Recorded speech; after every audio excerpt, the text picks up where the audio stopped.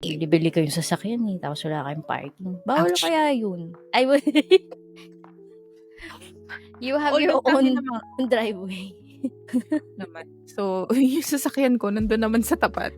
Oh, I mean wala kang ibang inaabala, good. Kasi may Oo. naaabala, eh. So, yung person na naabala has the right. I don't think he's the wrong here. Yeah, Kasi that's his obviously. front yard. Mali-mali talaga yun. The relatives probably needs to understand it better that driveway has a purpose.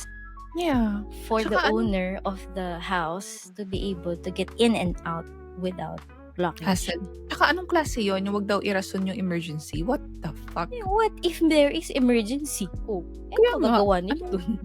Anong klaseng ano yun, anong klaseng reason yun, nakakaloka. Makisama daw. I don't think it's a question of pakikisama, eh. Kasi, why not park on your own driveway? Wala kayong parking, why buy a vehicle? Isa pa, so tama, may right naman kasi talaga si OP. Kasi driveway naman talaga nila yun, 'di ba? Buti kung hindi sagabal sa driveway. Mabait Sibigan pa lang. nga siya, eh.